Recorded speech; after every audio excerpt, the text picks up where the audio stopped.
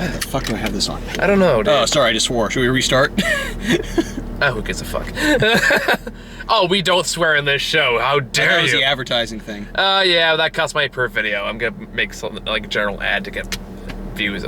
Woo! Yeah, hopefully. I'll work on the script when I get home. Yeah. That's my big goal of the day. Anywho, today's very odd little double feature I just had. You're gonna have it later because you're seeing Ted 2 tonight. So, Yeah. It all comes full circle. I know, pretty much. So we just got out of Me and Earl, the Dying Girl. That was pretty good. Yeah. I liked it. I was worried at first because I was like, oh boy, this looks really pretentious. But, Yeah, I was like, remember like Fault in Our Stars got really good reviews, and this seemed to follow that. oh, fuck that movie. Fuck Fault in Our Stars. I already gotta go see Paper Town, which we'll talk about later. But Yes, I think I was only there for like half that trailer. no, I think it's not all the way through. It's the trailer that came after that. You're only halfway through. Oh, wait, no, that was... Oh, right. Wow, I forgot everything about the Hells and Paper Towns then. Yeah, it's yeah. Like, I'll remember it when you tell me more about it. Yeah. Okay. So anyway, Me and Earl, the Dying Girl. This is an odd little movie. Yeah.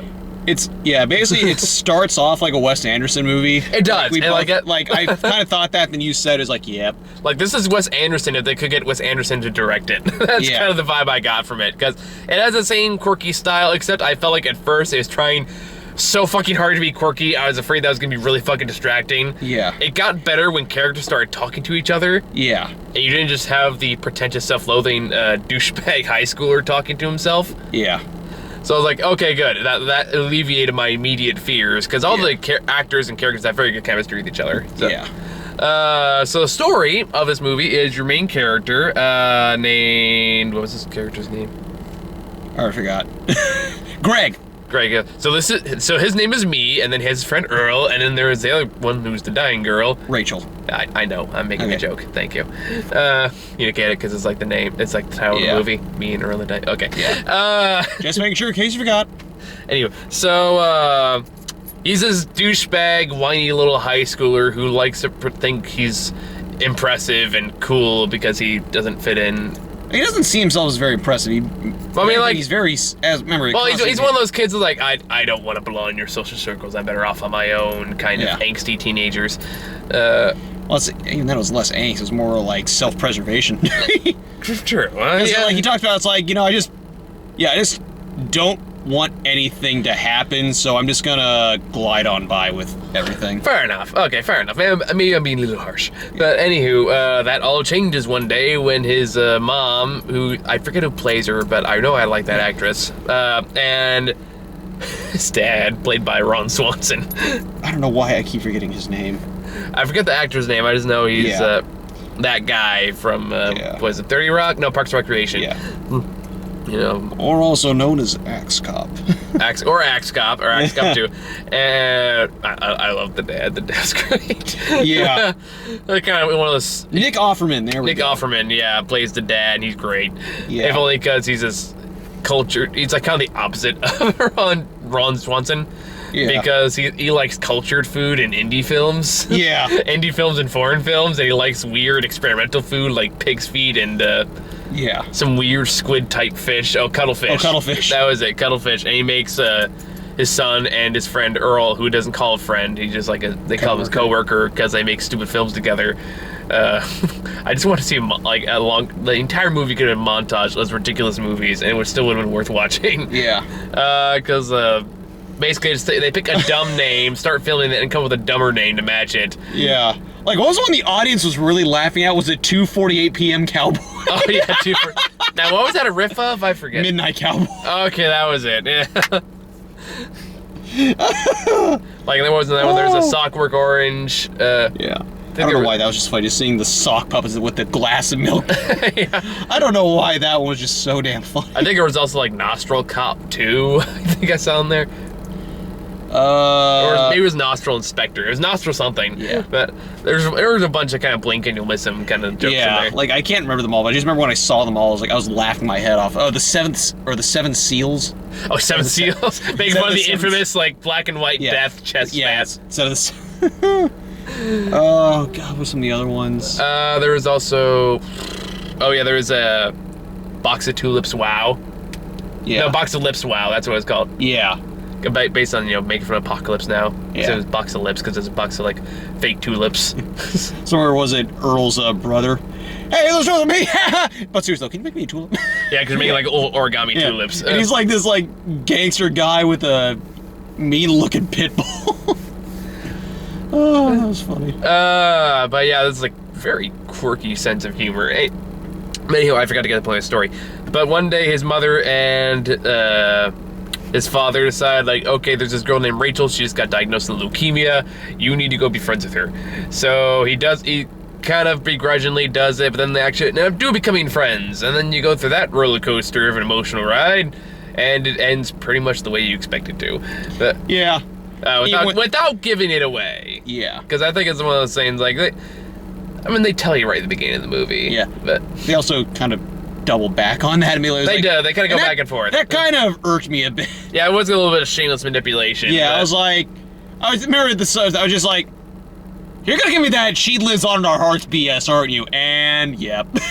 Well, thank you for spoiling it, jackass. Oh, we knew it was gonna happen. I'm sorry. Yeah, no, I didn't buy it. And plus, you mentioned the whole they manipulated there on that part as well. Like, the way that we said it, we kind of spoiled it to begin with. Okay, fine. Spoiler alert, she dies at the end. There you go. Yeah. Bambi's mom dies! You're like the one guy who hasn't watched Bambi. What? You motherfucker! I was gonna get angry comment. I didn't know that. Well, in that case, fuckers, let's go down the obvious list. King Kong dies at the end. Jesus comes back. Die Hard is awesome. You're welcome. Yeah. Oh, by the way, Bruce Willis has been dead the whole time. All right, there we go. Now we got a whole trifecta. Okay. Well, now we're just talking about his career. I don't want to think about Die Hard 5. Anywho, so yeah, the rest of the movie is basically just them talking and making quirky jokes, all along with their cast of wildly goofy and interesting characters. My favorite was the history teacher. Yeah. Who's played by the Punisher. Yeah, John Barenthal. Whatever the hell his name is, Shane. Who has like this tattooed badass, but he has a soft spot for Greg and Earl, so he lets him eat in their office, eat in his office. Yeah. And like, some of the humor in this is just fucking weird. It caught me off guard a few times. Like, what are they doing? Like, there's one point I remember where it's just like him and Earl walking down the street, and all of a sudden, for no fucking reason, it just goes sideways. Yeah. And I found myself visibly going, Yeah. We were both just like, what was the point of that?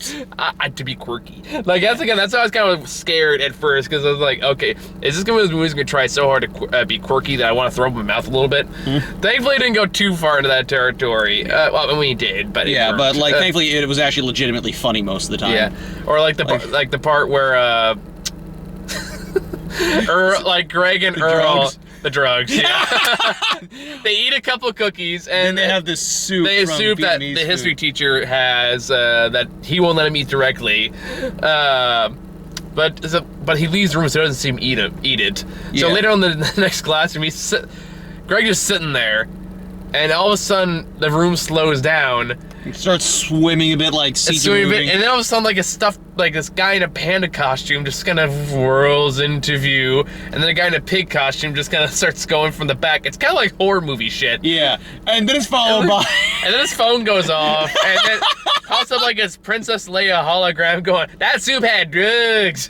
Yeah. And I'm not exaggerating that, by the way. It's a It was a literal Star Trek hologram, and it was glorious. So then they start thinking that, like, oh shit, the history teacher's soup must have been drugged and all that shit.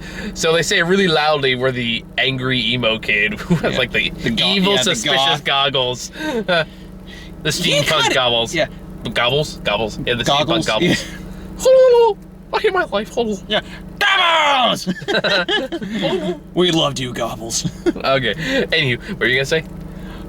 But the emo kid? I was just saying that, yeah, that weird goth kid who I had a problem with. Like, I'll explain my issue later. Fair enough. But anywho, the best part of the classroom was like when they realized they were in circulation, the history class history teacher goes, "All right, can you explain what the hell happened here?" It's like, "Well, we tried your soup and like we ate your soup, and then we had like we got those cookies we got from Willie the drug dealer." Yeah. It was just like the best punchline. Because like they don't. It's like a 10-minute joke, Yeah. and like Because they both go to visit Rachel while they're high on drugs, and when like Rachel's mom starts hitting on him, which is kind of creepy. Yeah. Should I offer some cheese for the mice? Nice. Yeah, and then I love her just like, okay.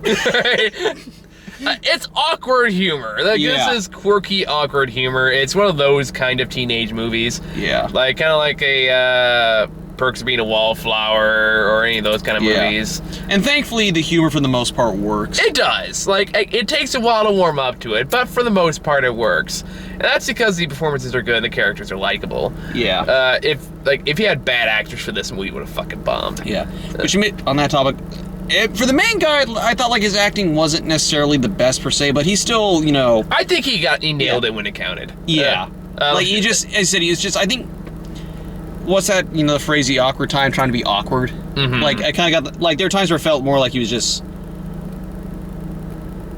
you know what, it was kind of like when you mentioned the whole, like, sleepy John Cusack thing for, Love and Mercy. Okay, fair. That's the vibe I kind of got for the most part, but in the end, though, damn. Oh, yes. Sorry, I was this truck in front of us, and like 20 people just hopped out of this 5-seater car, and it looked like a clown car for a second. I was like, holy crap, how'd you get that many people in there? So, sorry, my attention was entirely got by that scene for just 1 second. Fair enough. Anyway, but no, you're right. I get what you're saying, although I think this was better, though, because I feel like that was more intentional. Yeah. Rather than John Cusack and Love and Mercy, where I feel like he just wasn't fucking trying. Yeah. I mean, did it work always? No. Like, there was some times he just came off as a pretentious little douchebag. Yeah, like, there's some, there are times where, like, he said dialogue that was, like, really awkward that just, all he said, make him like a jackass. Like, when they're having this, basically, there's a part where, okay, because I can't stay here too long because I got a CTED too in a bit. What time does your show start? 4:15. Okay, yeah, we're right. So anyway, what happens is, they eventually kind of reach the culmination of just like the stress of the cancer for Rachel. Mm. And, basically they get into an argument about like, it's her choice. And then, he's all about like, yeah, look what you're doing to everyone else. You're making them suffer too. And of course, the typical, yeah, they're not the ones dying though. Then eventually it was the line that was like both awkward and dickish was like, she goes, you can go back to your life of being invisible. Okay, then it's like, yeah, you can go back to your life of being dead. And I was just like, dude, what? Asshole. I was like, it's like, you dick. I thought I was like, that doesn't even fully make sense. It's like, he was emotional. Yeah, but it's just like, it was just such an awkward line. Like it was. I mean, even a like good that, actor, I don't think they could have delivered that line particularly well. So I won't try to blame the actor on that one. Yeah, no, that's what I'm saying. I blame that particularly on the writing right there. I was like, I'm sure it sounded nice on paper. Well, it probably didn't sound nice because I doubt they read it, because if they read it, it would not have sounded nice. Okay, fair enough. But either way, you get my point. Yeah. I was just trying to reinforce what you were saying. Gotcha. All right. But no, I mean, I agree. Like, it does transition well into an emotional third act. Yeah. And it does, like, you gotta be careful when you're trying to balance a comedy with drama in that way. Yeah, you gotta be really careful. Like, Charlie Bartlett was a good example of the one that, like, it just switched. Mm-hmm. Well, like, you gotta make it transitional, not just all of a sudden, boom, drama in your face. Oddly enough, it's the cancer movies that kind of do that well. Like, I think this, like 50-50? Yeah, I was just gonna bring a 50-50. Yeah. Oh my God, you're right. This is kind of the same thing where it's like, I think it's because the drama is already placed in there. You don't need to add any more. I mean, a lot of the drama, a lot of tension comes from just that situation alone. Yeah. So when it does transition to the drama portion, it makes perfect sense why. Yeah. And also you can do it without completely losing your comedic element. Yeah, because like even in the end where it's just like dour, they still found like proper moments that put a little bit of humor in. Like when he basically gets the posthumous letter that she wrote. I mean, Rachel wrote, is just wow. I mean, if I had some complaints, I would say like there is a nice little story here that the history teacher tells him about his like kind of learning things about people posthumously. Yeah. No, keep talking. Okay. And I did like kind of tie that into like what he learns about Rachel after she passed and stuff like that. But at the same time, I felt like you probably could have cut some of this, guys. Yeah, like it felt like it dragged on a little too long. Yeah.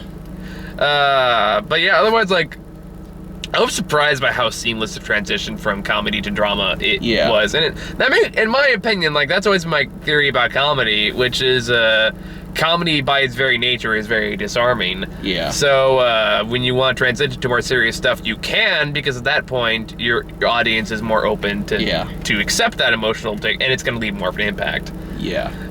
Again, that's my. The other thing I like is that, like, it was also very believable in a lot of the aspects, because, like, you know, I've had family die from cancer. Like, there were a lot of moments that were just, you know, like, yep, oh god. Like, Yeah. I'll be completely honest, I was tearing up in the end. Like, ugh. I mean, I did too, but Yeah. probably not quite for the same reasons. But Yeah, because, like, there's those elements of denial that are just very believable. Like, not that, like, the idea of, like, thinking things will be all right, and, like, maybe trying to avoid facing that reality.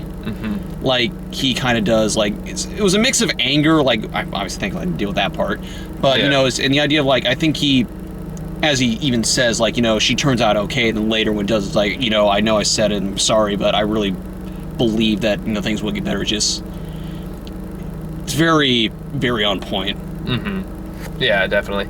I mean, like, I can't speak for any of that because I haven't, at least none that I remember. I take that back. I have had a couple of family members that have died from some kind of illness, but I was too young to, and I wasn't very close to that particular family member to really make an impact. But I remember, like, going to that kind of topic, though, I remember my earliest memories were of my grandmother, my mother's side, who I think died of lung cancer or something like that, because she was a horrible smoker. But problem is, like, by the time I knew her, she couldn't even talk. Like, she was just permanently in a nursing home, couldn't talk. I remember the smell distinctly. Right. That's the weird thing. That's weird that memories work. But anywho, that's a whole other topic. But it does kind of tell us, like, everyone kind of just registers that stuff differently.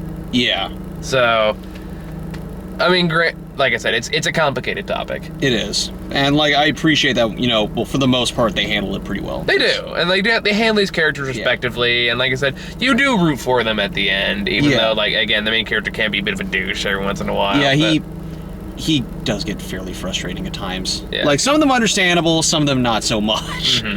But it's like, even then, like, it's kind of like, it's gonna be weird comparing these two movies, but it's also kind of the same reason I like Magic Mike, was the fact that the characters are supportive of each other. Yeah. And even if there are, like, this one had a bit more drama towards the end between the characters. Oddly enough, the funny thing with Magic Mike is the fact that everyone's very supportive of each other from beginning to end in that movie. Like, no one ever really gets into fights. We're like, no, we got your back, dude. It's like, that was kind of refreshing. Right. That's something I kind of liked about another movie that they did that was, I think it was The Way Back. The Way Back? No. It was oh god, it was the guy who did Dead Poet Society. Never saw it. Well, it was basically a World War II movie about a bunch of guys escaping a gulag.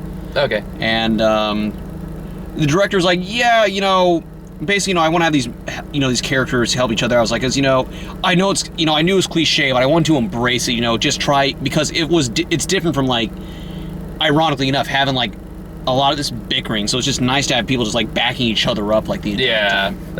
So something like that. For the most part, these characters got each other's back. I mean, you do kind of have to do that thing that a lot of high school movies do, where, like, they get angry and they separate, but they eventually come back together. Yeah, on top of having someone's back, where they have that really kind of funny, ridiculous fight where it's just, they have each other in headlocks. That's really it. With the terribly rapping drug dealer gets all up in his face because he ratted him out about his pot cookies and and admittedly, I was like, that was one of the things that kind of bugged me. Is like, the whole idea is like, it felt like that subplot was just so, it did not need to be there. It was non-existent, and also the resolution didn't quite make sense. It was like, you should be ashamed for getting it. They you know, like, I'm not. I think they suspended Earl and Greg. Yeah. And it's like, you should be ashamed for getting in a fight, and you should be ashamed for being here because we expelled you. I'm thinking to myself, so you're mad that they fought an intruder on the school who was trying to start shit up? Well, it's still a fight, so they can't really condone that either. It was, but in the case, that was legitimate self-defense. Because not really. Technically, Rich, the other guy started. So he provoked it, but he threw the first punch. Or first tackle, whatever.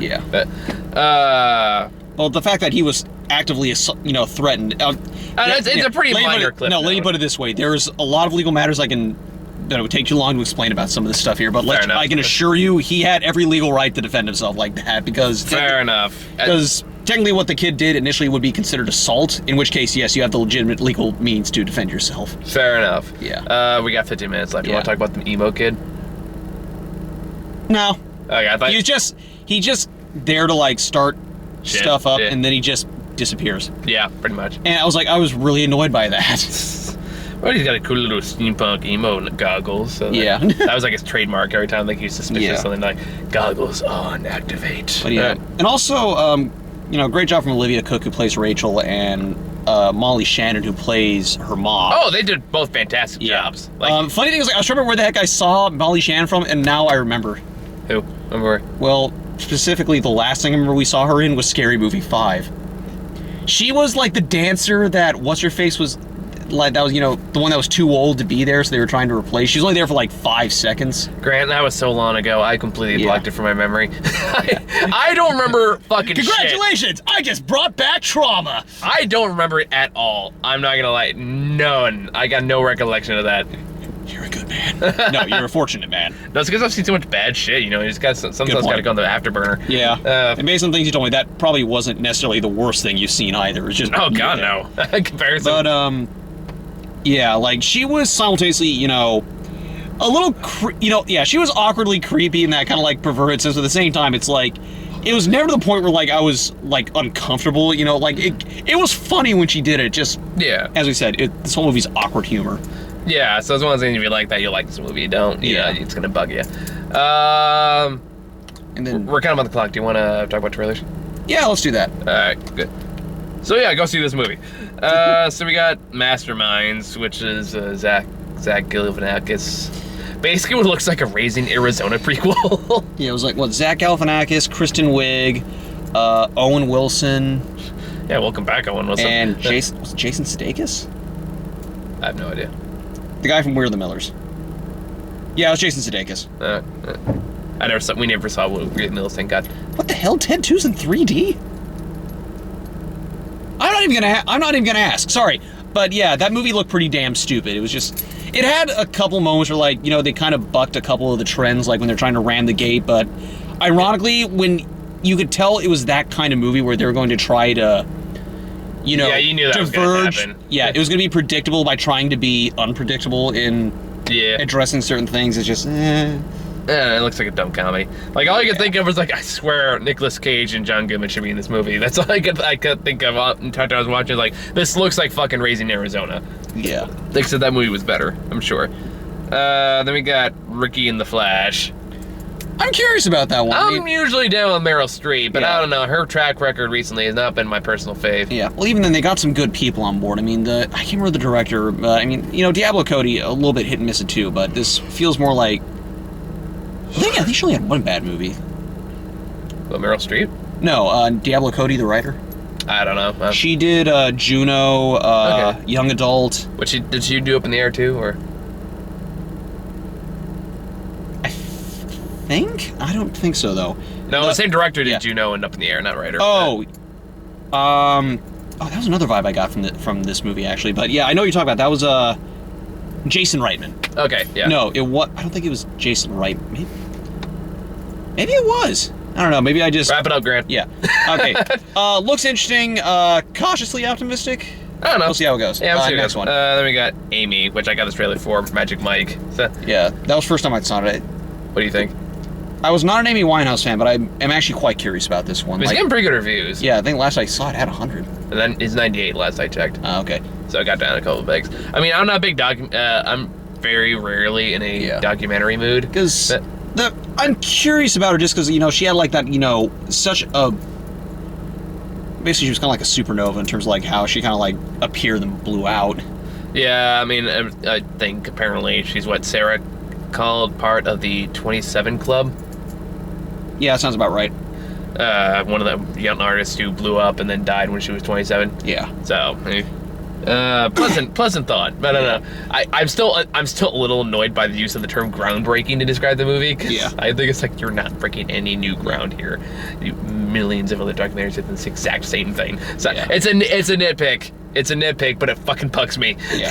All right, next movie trailer. And then we got Gem and the Holograms.